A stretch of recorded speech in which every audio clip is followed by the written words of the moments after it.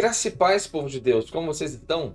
Aqui é o pastor Márcio Paulo e você está no seu portal bíblico e hoje estamos aqui para dar sequência ao nosso estudo para a classe de jovens, terceiro trimestre de 2021 e hoje estamos já na nossa oitava reflexão.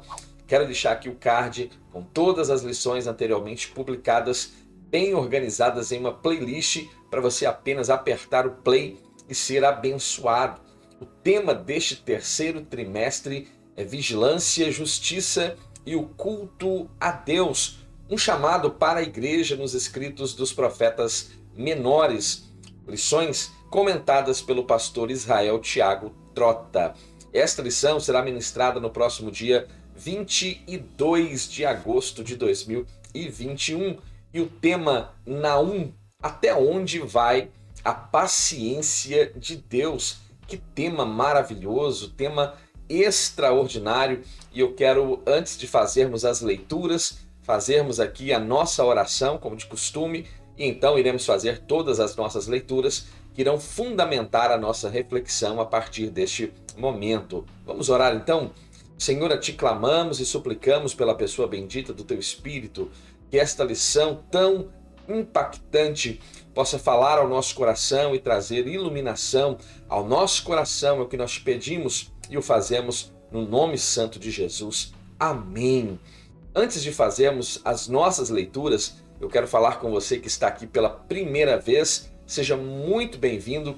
Não saia sem antes se inscrever aqui neste portal bíblico. E você que já faz parte dos mais de 700 inscritos aqui deste canal, meu muito obrigado, que Deus abençoe a sua vida e você tem toda a liberdade para continuar a compartilhar nossos conteúdos nas suas plataformas eclesiásticas, familiares, abençoando quem você ama através de uma boa reflexão da palavra de Deus. Vamos fazer então todas as nossas leituras. O texto do dia, Naum capítulo 1, versículo 3, nos diz da seguinte forma: o Senhor é tardio em irar-se, mas grande em poder, e ao culpado não tem por inocente. E a nossa verdade prática nos diz: a misericórdia de Deus nos oferece novas oportunidades, porém, há um momento em que a paciência de Deus cede lugar à sua justiça, pois o culpado jamais será tratado como inocente na hora do juízo. E a nossa leitura bíblica. Pause agora o seu vídeo e faça a leitura que está no livro do profeta menor Naum, capítulo 1, versículos 1 ao versículo 3. Leitura extremamente importante, porque iremos refletir a partir deste momento. Essas lições são extremamente importantes. Já falamos de alguns profetas e cada um destes profetas trazem grande ensinamento à minha vida e à sua vida enquanto cristãos. E você, jovem, leia com toda a atenção todos os assuntos relacionados a esta lição, para que neste domingo você possa agora ser ricamente abençoado dentro deste conteúdo. E os objetivos para esta reflexão, que são 3, diga-se de passagem. O primeiro, apresentar o livro e a mensagem do profeta Naum. O segundo, refletir sobre a natureza de Deus, seu amor, sua longanimidade, sua justiça e sua ira. E o terceiro ponto, explicar o porquê de um juízo divino tão rigoroso sobre a Assíria. Estamos diante de um grande profeta, embora esteja listado dentro dos profetas menores, mas a sua mensagem é extraordinária. E ele é um profeta possivelmente do reino de Judá, e a sua mensagem então apresenta uma promessa certeira da parte de Deus: a punição da Assíria por sua crueldade. O livro profético de Naum enfatiza a misericórdia divina e o seu juízo. Infelizmente, muitos erroneamente veem a misericórdia e a vontade de Deus como uma licença, um consentimento para a prática contínua do pecado. Não podemos nos esquecer em hipótese alguma de que Deus é sim misericordioso e que sim tardio em irar-se, contudo, ele é justo e ao culpado jamais terá por inocente. Naum, capítulo 1, versículo 3. Esta é a nossa reflexão e para fundamentar e para que você tenha uma ideia da proporção do Império Assírio, você pode perceber aí neste mapa, você pode printar a tela do seu computador, do seu smartphone, do seu tablet e você pode fazer uso desta imagem para fomentar a sua. Ele é todo o território conquistado pelos assírios e isto mostra para mim e para você, nos traz uma dimensão de quão poderoso de fato fora este império, o Império Assírio. Agora, a pergunta que é proposta para esta reflexão: até onde vai a paciência de Deus? Será que você pode responder esta pergunta?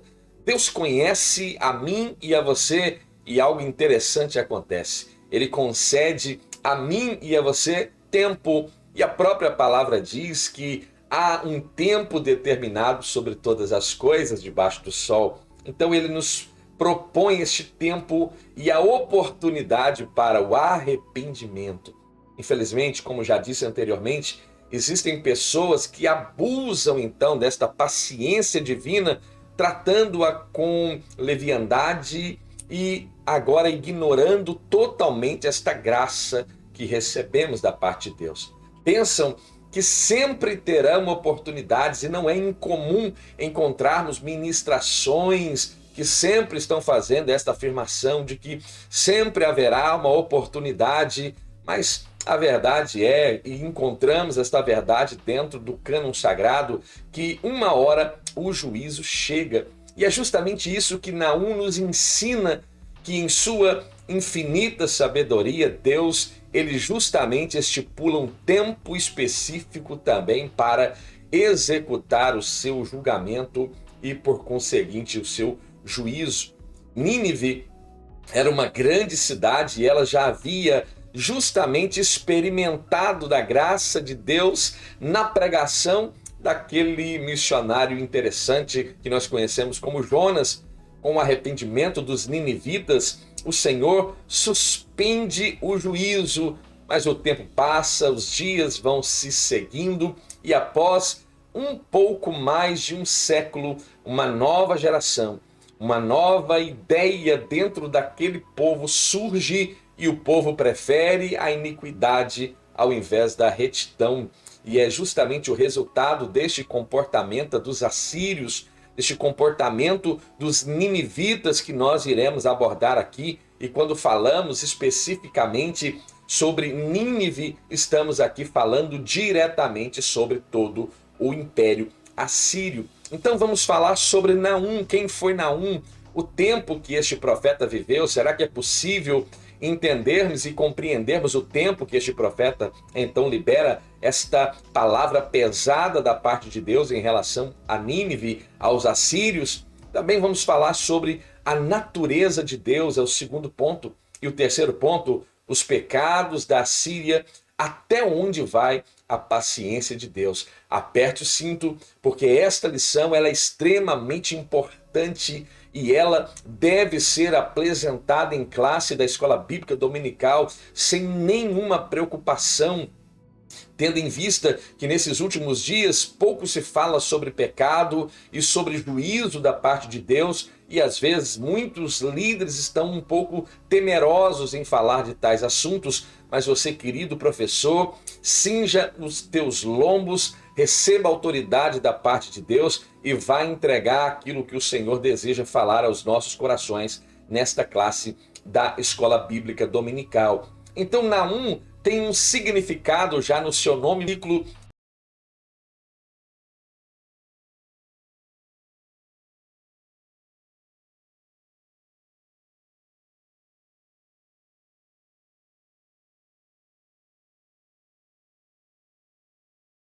No capítulo 1 de Naum e também o versículo 1, quando ele diz uma advertência para Nínive.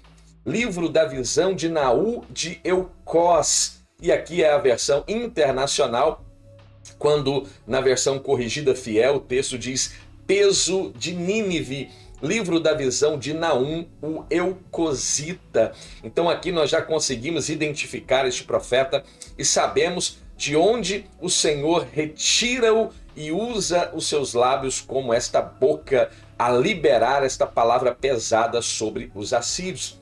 A sua profecia não apresentou julgamento para Israel, apenas transmitiu consolação para o povo de Deus. Ele consolou os seus compatriotas ao profetizar o fim e a desolação da Assíria, que era justamente o grande inimigo oriental do povo de Deus em sua época. E diga-se de passagem, a Síria foi responsável pela destruição do reino de Israel no governo de Oséias em 722 a.C., através de possivelmente Salmanaser V ou Sargão II. E justamente agora no tempo de Senaqueribe, estes mesmos assírios irão marchar contra Judá. Mas vamos ver que Deus interviu em favor do povo de Judá, e o profeta Isaías vai profetizar a queda também de Senaqueribe, quando ele diz: porque assim diz o Senhor acerca do rei da Síria, ele não entrará nesta cidade, não atirará aqui uma única flecha, não virá diante dela com escudo, nem construirá contra esta cidade rampas de cerco. Isso é profetizado pela boca do profeta Isaías. Então, aprendemos uma coisa muito gloriosa dentro deste pequeno, são 3 capítulos apenas que compõem todo o arcabouço profético de Naum, e entendemos claramente que a justiça de Deus apresenta uma duplicidade de efeito. E como é bom entender isso, né? Pois é uma ferramenta de consolo para o justo e um instrumento de pânico, terror e pavor para o ímpio. Jonas testemunhou e testificou a suspensão daquela sanção divina justamente contra os assírios. Naum previu a destruição deles. Então este livro profético tem justamente um único tema: o juízo divino contra os assírios, peso que o profeta Naum agora entrega em relação a Nínive. Então Naum anunciou a soberania de Deus, e nós reconhecemos esta soberania de Deus sobre a nossa vida, sobre a nossa casa, sobre a nossa família, sobre a nossa nação. E justamente isso fica evidente no ensino dentro do profeta Naum, quando Deus então vai anunciar a sua soberania sobre todas as nações, e agora também ensina o povo de Judá que a nação que estava aterrorizando-os em breve receberia juízo divino por sua impiedade, por suas más obras e seus atos de barbarismos entre as nações, entre os povos. A data em que este livro profético fora escrito é uma incógnita. Então as informações históricas que nós possuímos e dispomos sobre Naum, infelizmente, são insuficientes. Então não podemos aqui afirmar o momento, a data, porque seria muita falta de responsabilidade dar uma data com precisão, porque nós não temos tal informação. São inconclusivas as datas que poderíamos sugerir. O livro, portanto, menciona que este profeta está liberando uma palavra de juízo. Então, através desta ideia, podemos tentar situar o momento em que este profeta está profetizando para os assírios. O foco da mensagem não era Judá, mas era justamente a Assíria. E o livro não vai fazer menção de nenhum rei, não menciona tampouco algum rei assírio, quanto algum rei de Judá. Então veja, mesmo que agora há esta palavra de conforto para Judá, aqui há uma grande potência estrangeira, e aqui estamos falando do Império Assírio, estava há muitos anos oprimindo nações, e agora nós vamos perceber que o juízo está selado e determinado sobre aquele povo. E a própria Bíblia refere-se à cidade de Nínive como uma grande cidade. Tratava-se de uma cidade pós-diluviana, fundada por Nimrod. Quando lemos em Gênesis capítulo 10, a partir do versículo 8, nós encontramos esta afirmação. Nimrod, o primeiro homem poderoso da terra, ele foi o mais valente dos caçadores, e por isso que se diz valente como Nimrod. No início, e seu reino abrangia Babel, Ereque, Acade, Calné, terras de Sinar, ou a antiga Suméria. Dessa terra partiu então para a Assíria, onde fundou Nínive e outras cidades. Então aqui, esta cidade de Nínive, a grande cidade de Nínive, remonta aos tempos de Nimrod. E agora, nos dias de Senaqueribe, em 705 a 681 a.C., esta cidade é fortificada e atinge, podemos dizer assim, o seu apogeu, o momento em que está vivendo maior glória e poder. Então o livro provavelmente fora escrito um pouco antes da cidade ser destruída, o que acontece em 612 a.C. O profeta chegou até mesmo citar o cativeiro de Tebas, né, no Amon, a capital do Egito Superior. Então o profeta chegou a citar o cativeiro de Tebas. Também basta lembrar que é feito este cativeiro pelos assírios. Então é possível situar este escrito, o profeta, e datar de forma imprecisa, diga-se de passagem, entre 663 a 612 a.C. E embora nós percebemos que o Senhor decreta tal juízo sobre os assírios, nós entendemos e reconhecemos que a Síria foi, sem sombra de dúvida, uma força opressora gigantesca naquele tempo. Agora, a estrutura do livro de Naum e a sua mensagem. O livro dispõe de 3 capítulos, como eu já disse anteriormente. O primeiro capítulo é composto da apresentação da sua profecia, um salmo de louvor e adoração a Deus sobre justamente a natureza de Deus. Depois vamos ver este anúncio que é feito de forma poética do juízo divino sobre os ninivitas. No segundo capítulo, nós vamos ver aqui de forma bem específica, nos seus pormenores, a descrição da queda de Nínive, né? Pois aqui o seu invasor é descrito, a forma que o ataque acontece é descrito, a queda da cidade é descrita, os tesouros sendo saqueados também são descritos, provocando uma grande desolação. E aqui encontramos tudo de forma bem direta dentro do capítulo 2 do livro de Naum. O capítulo 3 diz que agora está determinada a queda daquela grande cidade. E o profeta começa dizendo: ai daquela cidade sanguinária, repleta de fraudes, repleta de roubos, sempre fazendo as suas vítimas. Parece-me que estamos falando de alguma cidade moderna onde nós estamos inseridos, mas o profeta está falando de uma grande metrópole do seu tempo, uma cidade cosmopolita chamada Nínive.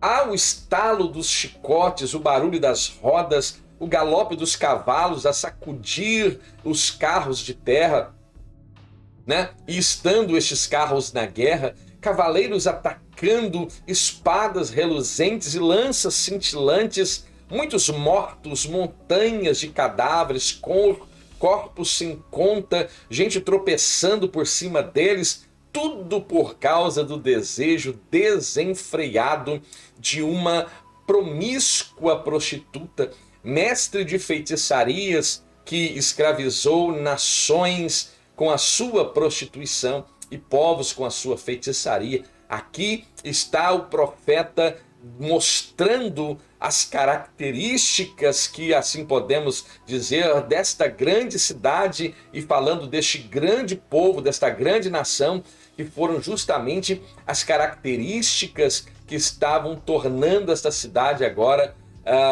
totalmente terrível aos olhos de Deus, de modo que esta sanção terrível viera da parte do Senhor. Então, o tom do livro é severo. Não há aqui, não adianta você tentar encontrar dentro do livro de Naum alguma demonstração de misericórdia e piedade, como nós encontramos, por exemplo, no livro de Jonas. Porque a ordem dada por Deus a Jonas é: vai e anuncia a minha palavra lá na cidade de Nínive. E a palavra de Jonas era: e ainda 40 dias Nínive será destruída, subvertida. Mas houve um arrependimento generalizado em toda a nação, e o Senhor agora vai prover livramento, e o mal que o Senhor havia determinado não irá executar. Mas nos dias de Naum, esta palavra não seria remediada, não haveria alguma expressão de piedade e de misericórdia para os ninivitas. E o que nós podemos aprender dentro desta reflexão? O que nós podemos extrair para a minha vida e para a sua vida dentro desta reflexão? Porque se leio, se conheço o enredo, se conheço a história e não faço uma aplicação para a minha vida, para os meus dias, então eu estou dedicando o meu tempo de uma forma ineficaz. Mas nós aprendemos que o Senhor, ele é tardio para irar. Ele é justamente longânimo. Longanimidade é uma característica que encontramos de forma plena em Deus, e ele comunica esta longanimidade a mim e a você através do fruto do Espírito. Mas a Bíblia diz que mesmo ele sendo longânimo e tardio para irar, a Bíblia diz que ao culpado ele, o Senhor, não tem e não terá em momento algum por inocente. Então veja, há uma sentença judicial austera, rígida da parte de Deus em relação aos ninivitas, e nós devemos estar atentos para que nós jamais, em tempo algum, vivamos debaixo de uma sanção tão difícil como este povo viveu. É possível vermos que não há então mais misericórdia, está claro. Sobre os assírios não haverá mais misericórdia da parte de Deus. Eles aboliram aquele arrependimento original e nacional dos dias do profeta Jonas e se voltaram mais uma vez à prática do pecado, da iniquidade. Por isso, o tempo da devida, da justa retribuição divina havia chegado.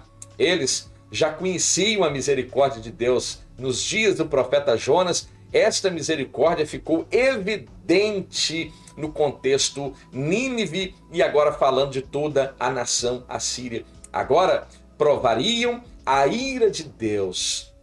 Sabe o que nós precisamos entender? E você, querido professor, precisa apresentar este assunto da forma mais direta possível na sua classe, que nós precisamos entender que o juízo divino sobre o pecador não é uma vingança arbitrária. Deus não quer vingar de alguém de forma arbitrária porque este pecara, não.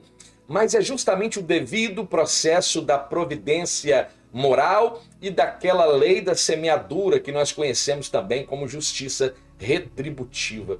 Esse assunto é muito sério e eu espero que você possa estar aprendendo com esta reflexão e que o Espírito Santo possa ministrar ao seu coração. O segundo ponto, a natureza de Deus. E longanimidade é uma característica gloriosa que encontramos no nosso Deus. Naum louva a Deus por sua natureza divina. Este Deus é zeloso, ele toma a vingança, é cheio de furor, guarda a ira contra os inimigos.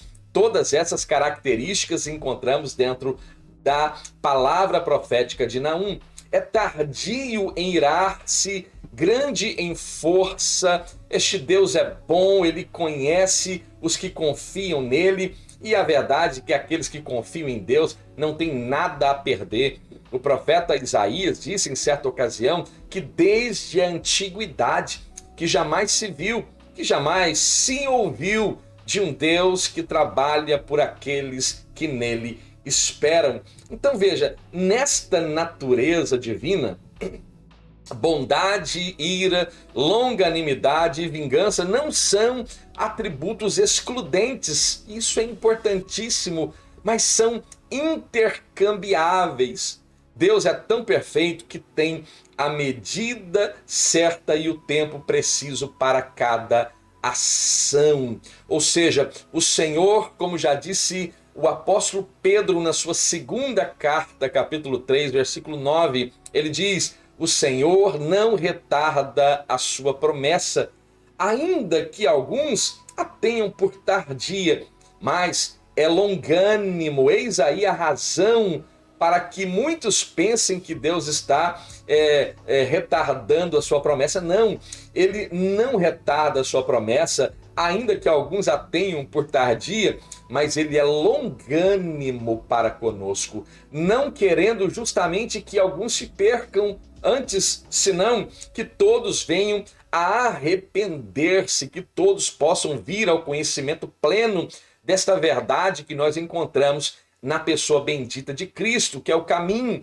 que é a verdade, que é a vida, e não há outro meio de chegar até os céus, não há outro meio de chegar até a Deus senão através de Cristo. Então, Deus continua no controle de todas as coisas. Ainda que o mundo diga que não, que Deus perdeu o controle, que o mundo está ladeira abaixo, né, sem controle algum, desgovernado, que isso? Deus permanece no controle de todas as coisas. Deus está governando todas as coisas. É infinito este Deus, ele é agora infinito em sabedoria e em poder, atributos que em essência, de forma absoluta, encontramos somente em Deus. E o profeta Naum diz que as nuvens é justamente o pó que é levantada quando o Senhor caminha pela terra. Veja, é soberano. Quando a Bíblia diz que é tardio em irar-se, no texto que lemos da segunda epístola de Pedro, a Bíblia está justamente afirmando que ele se ira.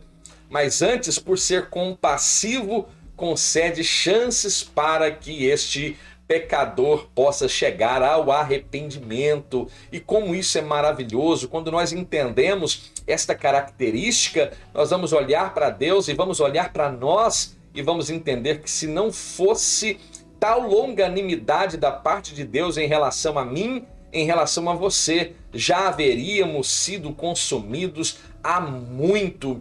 E eu entendo isso perfeitamente, e quando eu entendo isso, o meu coração exalta ainda mais o Senhor. Todavia, esta longanimidade de Deus não pode ser vista como impunidade, ou como alguns pensam, como uma frouxidão. Pois uma hora, meu querido irmão, veja, pois uma hora o fluxo da misericórdia vai ser interrompido. Nunca esqueça isso. O fluxo da misericórdia de Deus será interrompida e os reservatórios da sua ira serão abertos, como Paulo escrevendo aos Romanos, capítulo 1, versículo 18 diz: porque do céu se manifesta a ira de Deus sobre toda a impiedade e injustiça dos homens que detêm a verdade em injustiça. Então isso não é só o comentário daquele que promoveu a lição, não é um comentário deste pastor que vos fala, não é o comentário apenas do seu líder da escola bíblica dominical, mas é aquilo que a Bíblia prescreve, aquilo que a Bíblia ensina. Então estejamos preparados e com a nossa vida no altar de Deus. Um Deus que é amoroso e vingador. Que coisa curiosa, né? O livro de Naum nos ensina justamente isso, que Deus, além de ser amoroso, ele também é vingador. Por exemplo, no capítulo 50 do livro do profeta Jeremias, capítulo 15 diz: gritai contra ela em redor. Aqui, gritar contra quem? Gritar contra a Babilônia. Ela já se submeteu, caíram seus fundamentos, estão derrubados os seus muros, porque esta é a vingança do Senhor. Vingai-vos dela, como ela fez, assim lhe fazei. Ou seja, justiça retributiva. Lá no início do livro dos Juízes, nós vemos um rei chamado Adoni-Bezeque, rei da cidade de Bezeque, que havia conquistado 70 reis e havia cortado os polegares das mãos destes reis e também os polegares dos pés, e havia colocado esses reis sob sua mesa, e esses reis estavam ali subjugados, comendo as migalhas que daquela mesa caíam. Mas quando este rei foi conquistado, quando ele foi capturado, ele também teve os seus polegares das mãos e dos pés cortados. E sabe o que ele diz? Ele diz justamente aquilo que a justiça retributiva propõe. Assim como eu fazia, fizeram a mim. Então esta é uma lei da semeadura. Aquilo que nós plantamos, nós iremos colher. E é o aspecto da justiça retributiva na forma mais plena e da forma mais simples de abordar e de explicar. Então, a graça de Deus não pode ser utilizada de forma leviana. Temos que ter acesso a esta graça e vivê-la de forma responsável. A despeito de ser misericordioso, Deus não poupa o ímpio, antes confere à injustiça o devido tratamento, aquilo que é justamente aquilo que o indivíduo merece. Deus é justo para dar segundo a sua justa medida, ele fará no seu devido tempo, porque ele é quem determina o tempo. Então, Deus prometeu que ia destruir a Assíria, ao passo que iria consolar Judá.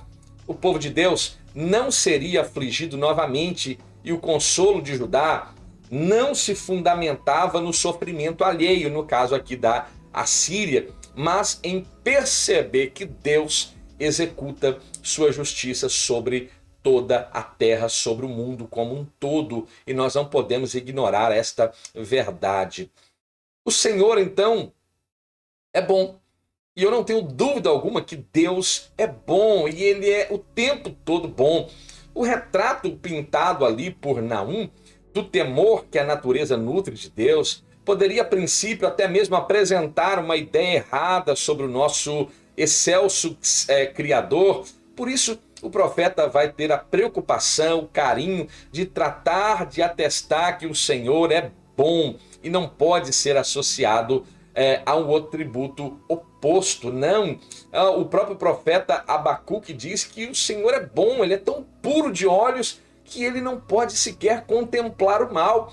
A bondade nesse caso não está apenas em contraste aqui com o mal, mas também contra o mal. É importante entender que a execução do juízo de forma correta é sempre e vai sempre ser algo positivo, algo benéfico, jamais negativo. Ainda que entendamos e até pensemos de forma antagônica, de forma contrária, a execução do juízo, a justiça sendo aplicada como ela deve ser, nunca deve ser vista como algo ruim. E é exatamente isso que Deus está fazendo, executando justiça e juízo contra os assírios. Então, o livro do profeta Naum, temos o braço da vingança judicial de Deus em favor, aliás, do seu povo estendido contra uma nação implacável, aterradora. As ações horríveis da Assíria, que até descrevemos algumas quando lemos aqui parte do capítulo 3, e você pode ler e fazer esta leitura completa na sua Bíblia Sagrada, estas ações jamais ficariam impunes diante da justiça divina. Veja, nuvens e escuridão estão ao redor dele, e justiça e juízo são a base do seu trono. A base do trono de Deus está firmada nestes atributos, que é justamente justiça e juízo, e os seus juízos são justos e perfeitos juntamente. Como vamos saber, a hora em que a misericórdia entra em cena e quando a ira e a justiça de Deus também será aplicada? Ora, nós não sabemos quando isso pode acontecer. E é por esta razão que nós devemos sempre andar em retidão. E a pergunta é, você sabe quando o Senhor virá nas nuvens do céu buscar a sua igreja? Se você sabe, deixa aí nos comentários para avisar todo mundo que assiste este canal. Mas eu creio que você não vai comentar nada, sabe por quê? Porque ninguém sabe o dia nem a hora, e é por esta razão que nós devemos também andar sempre em retidão. Vida no altar do Senhor, uma vida honesta, uma vida que prima pelo reino, pela obra de Deus. É isso que nós devemos viver, e eu creio que seja isso que o Senhor deseja e esmera em nós. O terceiro ponto, os pecados da Assíria. Até onde vai a paciência de Deus? E aqui eu posso agora parafrasear. E os pecados do Brasil? E os pecados das nações modernas? Até quando? Ou até onde vai a paciência de Deus? Ganância e injustiça eram características encontradas em Nínive, ou seja, eram encontradas nos assírios. A palavra de Naum, eu concordo com você, ela foi duríssima, muito dura, mas operava em conformidade com os pecados daquele povo. Nínive era uma cidade cheia de mentiras e roubos, uma cidade sanguinária, uma cidade comparada à figura de uma meretriz que engoda as vítimas, a ruína mediante exibições de poder e argumentos meramente persuasivos. A nação também estava sendo condenada pelos pecados de idolatria, de feitiçaria. Um grande templo dedicado à deusa Ishtar era o foco central do culto na cidade de Nínive. Uma cidade totalmente idólatra, uma cidade totalmente ligada à feitiçaria e ao pecado.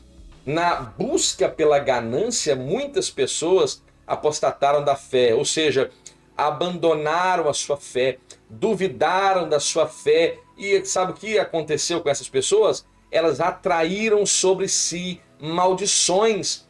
Quando se cultua o materialismo, e lamentavelmente dentro de muitas igrejas hoje, o que se cultua é o materialismo. É o Deus que só está ali para dar chaves de carro, para dar chaves de casas, né? E para dar dinheiro para fazer enriquecer o indivíduo. Veja, este é um evangelho materialista, ligado ao materialismo, e não está em conformidade com o evangelho proposto por Cristo. Então, quando se cultua o materialismo, os princípios espirituais e os valores cristãos, os valores morais, os valores que a palavra de Deus nos ensina são totalmente ignorados. Então, uma outra característica daquela cidade, uma cidade violenta e uma cidade soberba. Nínive é mostrada como uma cidade sanguinária no capítulo 3 do livro de Naum, versículo 1. Ela despojou inúmeras nações, né, justamente para buscar o poder, o enriquecimento. Veja, e na profecia de Naum, né, a Nínive, cidade, é usada justamente como um símbolo da nação dos assírios como um todo. Essa reputação, ela foi conquistada ao longo de muitos anos. Eles decepavam as mãos daqueles que eles conquistavam, os pés, as orelhas, narizes, como também esfolavam os cativos vivos, né? Talvez seja por essa razão que através do profeta Isaías, Deus fala que vai colocar um anzol no nariz de Senaqueribe, e pelo caminho que ele vinha, ele iria retornar possivelmente para a própria cidade de Nínive.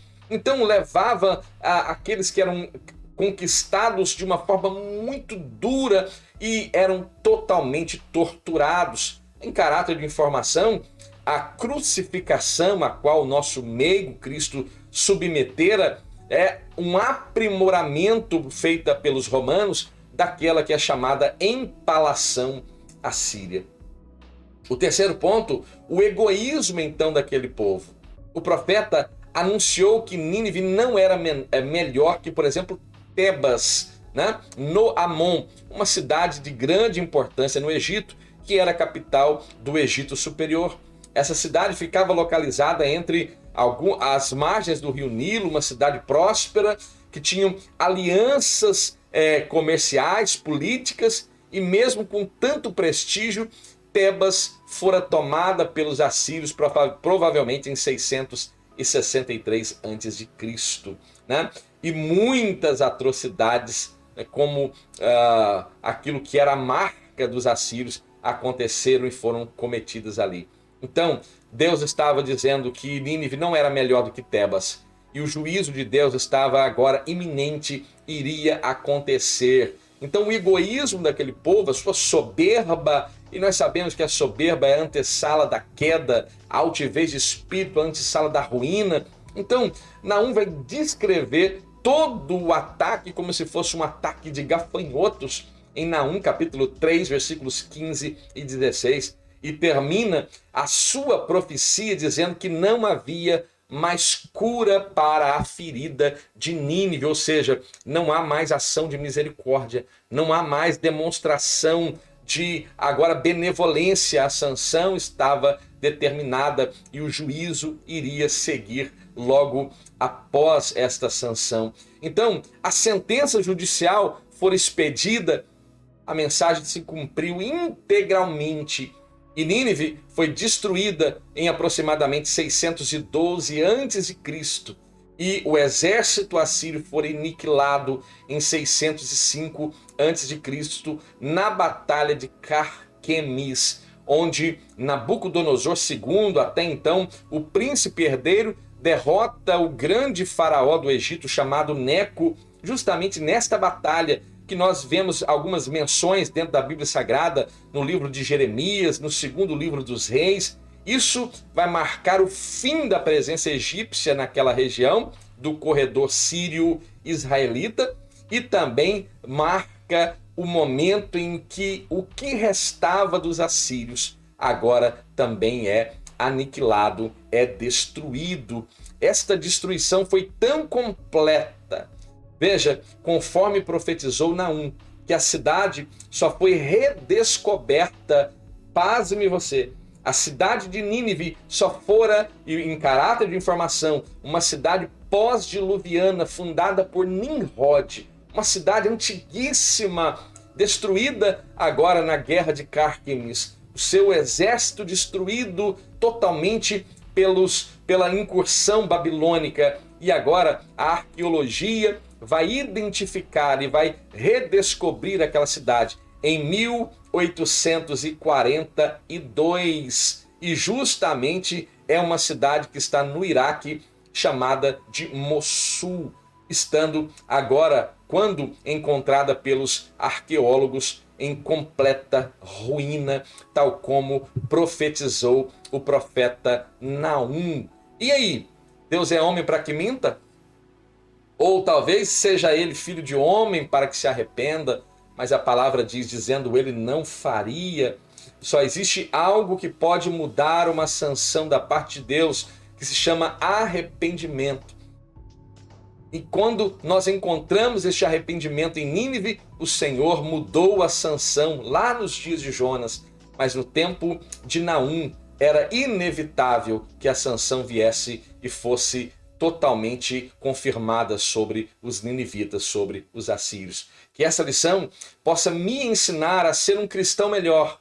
Que esta lição possa te ensinar a ser um cristão melhor. E que nós possamos viver na expectação da eternidade, ao lado de Cristo, e não de uma desonra eterna, de uma desonra que podemos dizer que é o que justamente acontece com os assírios e os ninivitas.